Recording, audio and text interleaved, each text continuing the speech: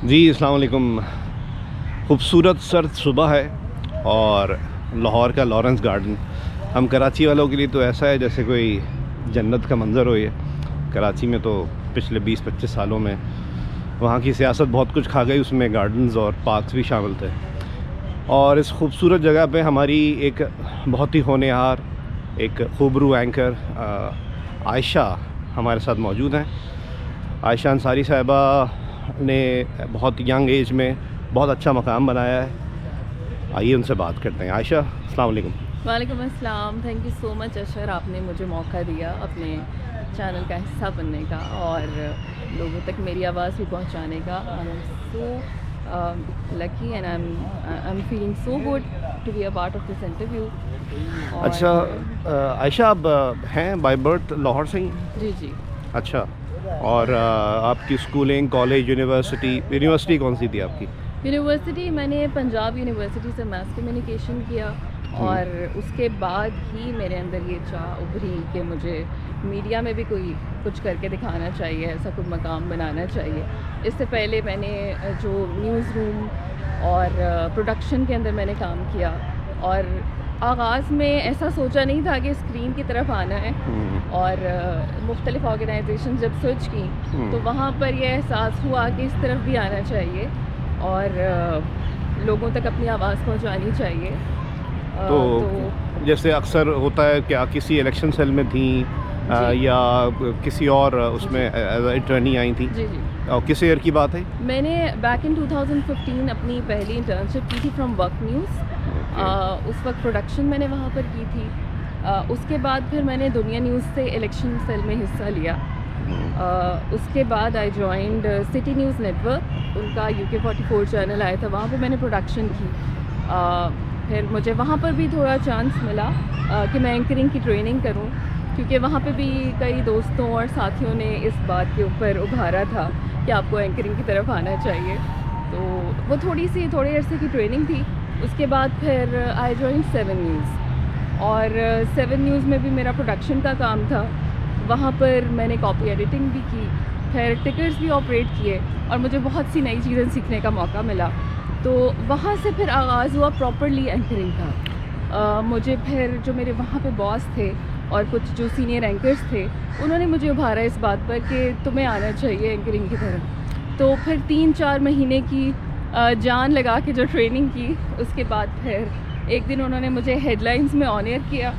उसके बाद फिर वहाँ से प्रॉपरली मेरा एक एंकरिंग के सफ़र का आगाज़ हो गया। फिर उसके बाद मैंने मुख्तलिफ चैनल स्विच किए। अच्छा, यानी कि ये अवामी तासुर तो गलत हो गया। आप तो कह रही हैं आपने इतनी ट्रेनिंग की, इतनी मेहनत की। लोग तो कहते हैं जी अक्सर यंग खूबसूरत लड़के लड़कियों को हायर कर लिया जाता है, उनको आता जाता कुछ है नहीं, उनकी कोई ट्रेनिंग कोई होती नहीं है, तो इतना लंबा सफ़र होता है। लेकिन चलें, ये तो अवामी तासुर है, इस पर दुख नहीं होता। लेकिन हमारे यहाँ कुछ सीनियर जो प्रोडक्शन स्टाफ है, उसके आपके दिमाग में नहीं समझते ऐसी कोई तासुर होता है कि नहीं ये एंकर है, ये थोड़ा सा डम ऐसी होगा? कुछ लोगों के दिमाग में होता है। अच्छा, जो आप कह रहे हैं ना कि वो लोग ऐसे ही आ जाते हैं, वैसे भी कुछ एलिमेंट्स हैं।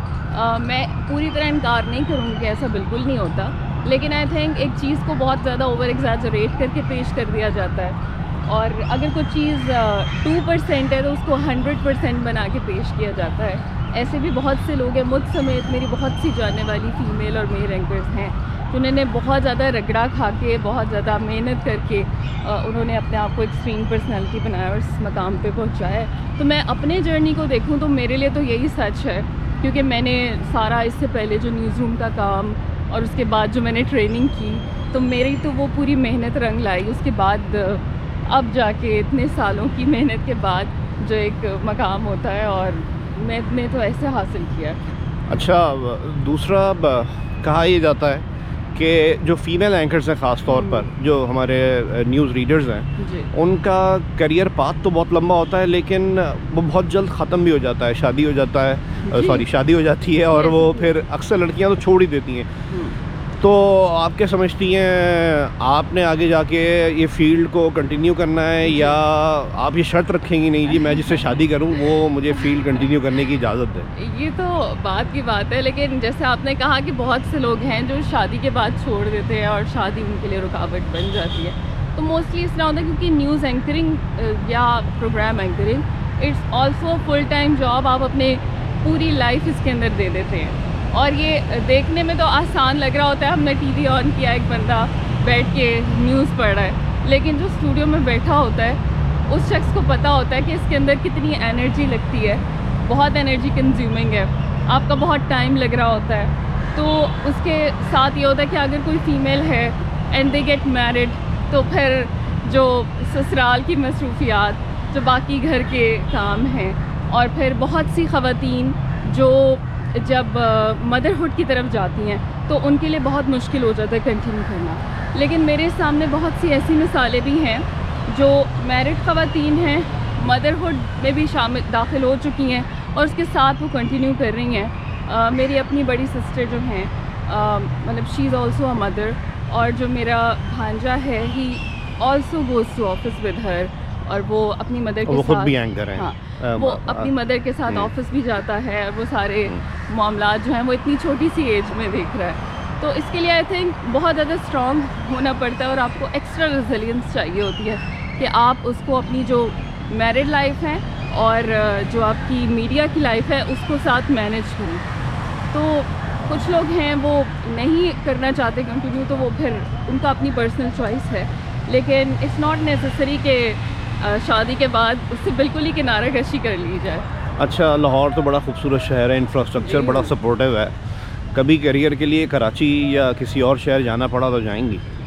मैं कराची बल्कि जा चुकी हूँ बैक इन 2020। समर न्यूज़ के साथ मैं मुंसलिक रह चुकी हूँ। हाँ, तो सॉरी। जी जी, मुझे तकरीबन साल वहाँ पे हुआ था। और कराची बहुत अच्छा शहर है और बहुत उनकी नाइट लाइफ स्पेशली बहुत ज़बरदस्त है, और समंदर तो मेरा फेवरेट था। मैं हर हफ्ते ज़रूर विज़िट करने जाती थी समंदर। लेकिन कुछ जो एटमॉस्फेयर के हवाले से कुछ चीज़ें हैं, जैसे कराची का पानी, उसने थोड़ा सा प्रॉब्लम किया, क्योंकि हम लाहौर वालों को आदत होती है बहुत मीठे पानी की, और हमें होती है ग्रीनरी बहुत ज़्यादा हमारे आसपास। तो ये एक दो चीज़ें थी जो वहाँ पर मिसिंग थी, लेकिन आपकी डेली लाइफ में ना थोड़ी सी प्रॉब्लम क्रिएट कर रही होती हैं। तो इसलिए फिर मैंने सोचा कि कराची की हवा खा ली है और कराची की मार्केट का एक्सपीरियंस भी ले लिया है, और बड़े चैनल का टैग भी आ गया है, तो फिर अब वापस जाना चाहिए।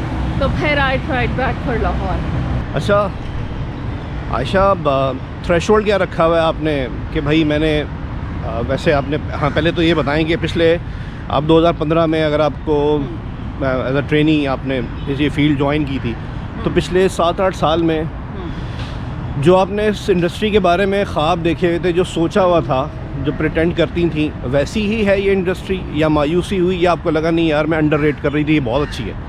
मायूसी तो नहीं, लेकिन थोड़ा सा परसेप्शन जो इससे पहले था वो चेंज हुआ है। पहले सोचा था मीडिया में बहुत ज़्यादा पैसा है, और जो मीडिया में काम करने वाले लोग हैं दे आर वेरी रिच। तो एक चीज़ के उनका एक पर्सोना बहुत अच्छा है और बड़ी अट्रैक्टिव पर्सनालिटीज़, वो बात तो अपनी जगह पर है, लेकिन ये जो पैसे वाली बात थी ना, ये टोटली रॉन्ग है, ये झूठ है, बिल्कुल झूठ है। हमसे पूछे कोई। और दूसरा ये है कि एक बहुत ही ग्रोइंग इंडस्ट्री जो एक सुना था, तो कुछ चीज़ें ऐसी हैं जिसकी वजह से हमने देखा है कि थोड़ी सी बैकफुट पे जा रही है with in the 7 to 8 years मैंने देखा।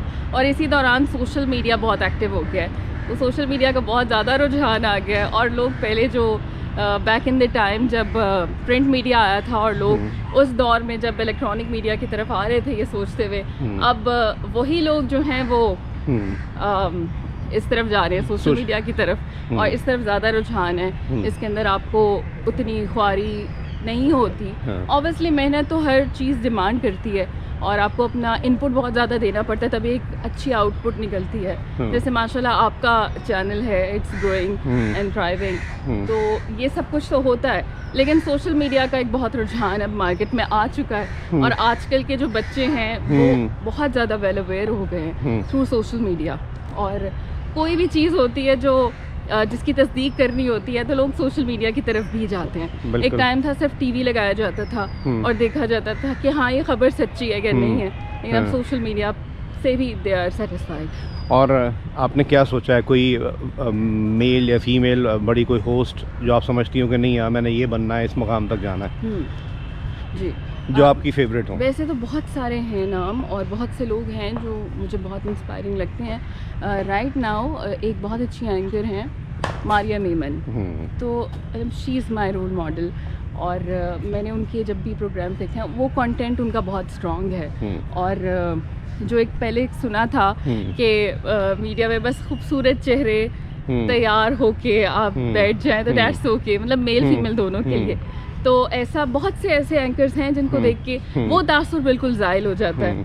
और मारिया को देखने के बाद तो बिल्कुल ही ज़ायल हो जाता है। अच्छा। मेरे जहन में वो। और माशाल्लाह आप खूबसूरत हैं।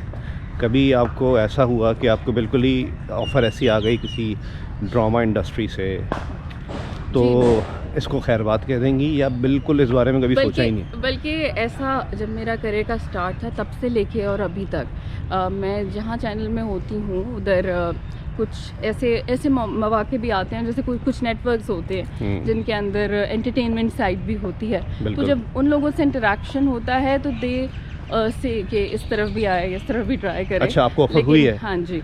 बल्कि जब मैं पब्लिक न्यूज़ में थी तो उनका A+ भी था और A+ की टीम एक दफ़ा वहाँ आई हुई थी इन पब्लिक न्यूज़। तो मतलब दे ऑफर्ड कि आपको ड्रामा की साइड पे आना चाहिए और एंटरटेनमेंट की तरफ भी आए तो बहुत अच्छा आपका इसमें करियर और ज़्यादा अच्छा हो जाएगा। लेकिन मैंने शुरू से ये सोचा हुआ था क्योंकि ये जो न्यूज़ मीडिया है ये एक इंटेलेक्चुअल साइड पे आता है, तो मुझे हमेशा से यही था कि मैंने इसी में रहना है। अच्छा। और अभी भी आगे भी अगर होती है तो फिर I will try my best कि मैं इसी में रहूँ। और जैसा कि आप कह रही हैं कि मेन स्ट्रीम, आपको भी ऐसा लग रहा है कि इसकी जो सिचुएशन ऐसी है कि ये अपनी मादूमियत की तरफ जा रहा है, तो कभी ऐसा हुआ तो आपको नहीं लगता कि साइड पे आपको अपना सोशल मीडिया या ऐसा कुछ शुरू करना चाहिए? और अगर ये तो ये कि आप करना चाहिए नहीं करना चाहिए, ये कुछ इदारे इसकी इजाज़त नहीं देते, आप क्या समझते हैं, जस्टिफाइड है? ऐसा बिल्कुल है कि कुछ इदारे वाकई नहीं देते इजाज़त। ऐसा तो नहीं होना चाहिए कि ऐसी कोई पाबंदी हो, लेकिन अब जैसे कि हम अगर किसी इदारे के साथ मुंसलिक होने के लिए जब कॉन्ट्रैक्ट साइन करते हैं तो हमें वो एक पॉलिसी बताते हैं। अगर तो हमें उन्होंने शुरू में क्लियर कर दिया कि हमारी ये पॉलिसी है and you can not make a YouTube channel, तो हम साइन करते हैं तो वी ऑलरेडी नो कि उनकी ये पॉलिसी है। तो इसका मतलब है कि हम समहाउ उस चीज़ के साथ ओके हैं। हाँ। जी। तो अगर तो ऐसा हमें क्लियर नहीं किया गया और हमें बाद में कह दिया जाता है कि नहीं you can not make a YouTube channel, तो फिर that's wrong on their and. तो इस तरह है, लेकिन बहुत से ऐसे इदारे हैं जो इजाज़त देते भी हैं अपने एंकर्स को, लेकिन हाँ वो कहते हैं कि आप बस किसी भी किस्म की किसी भी मामले में रेड लाइन ना क्रॉस करें। तो as far as you are not crossing that तो it's all okay, good to go. अच्छा, हर बंदा अपनी ग्रूमिंग के लिए, ट्रेनिंग के लिए कुछ ना कुछ करता है जी। तो एक तो ये कि हम एंकर्स को फूडी होना अफोर्ड ही नहीं कर सकते। बिल्कुल। क्या क्या कंप्रोमाइज़ करना पड़ता है अपनी एंकरिंग करियर के लिए? वैसे आपको अगर एक आम आदमी को, किसी इंसान को सुनना हो तो क्या बताएंगे उसको? हमारी क्या क्या चीज़ें, फैमिली लाइफ होती है, ज़ाहिर बात है अभी इलेक्शंस हैं, ऑफ बंद हो जाती हैं, ड्यूटी टाइमिंग्स बढ़ जाती हैं, तो क्या क्या आपकी चीज़ें ज़िंदगी में कॉम्प्रोमाइज़ हो रही होती हैं इस करियर के लिए? जी, थोड़ी सी पेन तो हर चीज़ में ऐड करनी पड़ती है, तो इट्स द प्रोसेस किसी हद तक। लेकिन हाँ, फैमिली लाइफ को कॉम्प्रोमाइज़ ना करें, लेकिन ऑब्वियसली कि थोड़ा बहुत ऐसे मौके आ जाते हैं जिसके अंदर आपको थोड़ा बहुत इस तरह से करना पड़ जाता है। तो आप ऐसा कर लें कि जैसे कि अभी इलेक्शन की फ़ज़ा आ जाती है या कोई ऐसा मौका जहाँ पे आप बहुत ज़्यादा 12-12 घंटे 14-14 घंटे ऑफिस में हैं, तो कोई ऐसा दिन मुख्तस कर लें जिसमें आप सिर्फ अपनी फैमिली के साथ गुजारें या फिर एक वेकेशन पर चले जाएं उसके फ़ौरन बाद, ताकि जो आपकी फ़ैमिली है वो भी अंडरस्टैंड करे कि अगर तो इनकी जॉब ऐसी है, इनकी जॉब की नेचर ही इस तरह की है कि they are stuck in this thing, तो ये उसको कॉम्प्रोमाइज़ भी करने के लिए कुछ ना कुछ ऐसा कर रहे हैं कि फैमिली के साथ टाइम हो। और दूसरी जो आपने बात की कि खाने के हवाले से क्या क्या कॉम्प्रोमाइज़ करना पड़ रहा है, तो ऐसी प्रोडक्ट्स तो ऑब्वियसली वो तो वैसे भी ह्यूमन नेचर के लिए और ह्यूमन हेल्थ के हवाले से कहा जाता है कि जो प्रोडक्ट्स आपके लिए अनहेल्दी हैं, जैसे हमें आजकल जंक फूड की बहुत आदत पड़ी हुई है, तो वो अपने डाइट से निकाल दें। लेकिन जो बेसिकली एक देसी किस्म का खाना होता है और एक हेल्दी फूड होता है, वो अपनी डाइट बरकरार रखें और तीनों टाइम खाना खाएं। उसके अलावा एक्सरसाइज लाजमी करें ताकि आपका वेट भी मेंटेन रहे और हेल्थ भी मेंटेन रहे। अच्छा आयशा, शहर का निज़ाम, हुकूमत के इंतज़ाम और जो इखलाकी अक़दार हैं हमारे मुल्क और इस शहर की, किसी भी शहर की, वो इस काबिल हैं कि लड़कियां सेफली मूव कर सकती हैं, काम कर सकती हैं, किसी भी जगह किसी भी वक्त जाना चाहें, आना चाहें? ऐसा है पॉसिबल लड़कियों के लिए?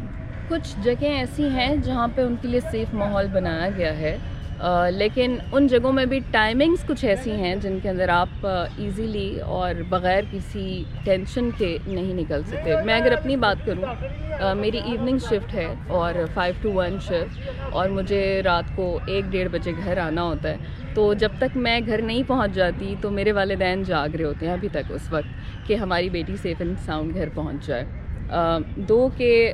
कंपनी की रिस्पॉन्सिबिलिटी होती है कि वो मुझे सेफली पहुंचाएं। ऑन दी अदर हैंड, अगर मैं अपने भाई की बात करूं तो मतलब अगर वो रात के 3 बजे भी आ रहा है तो माई फैमिली इज़ ओके कि हाँ वो पहुंच जाएगा।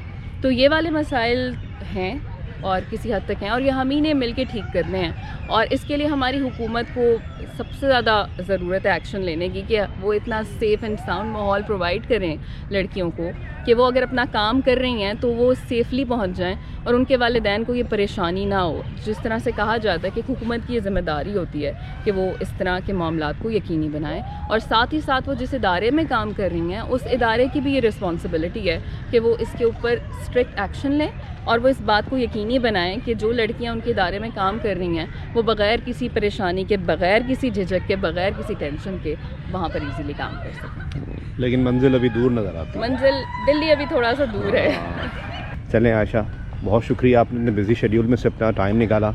मेरा तो शहर नहीं है, यकीनी तौर पे आपका शहर है, फिर आपका दफ्तर भी है, यहाँ पे फैमिली इंगेजमेंट्स भी होते हैं जी। फिर भी आपने वक्त दिया और बहुत अच्छे तरीके से आपने रिस्पॉन्ड किया। आपका बहुत शुक्रिया। Thank you so much.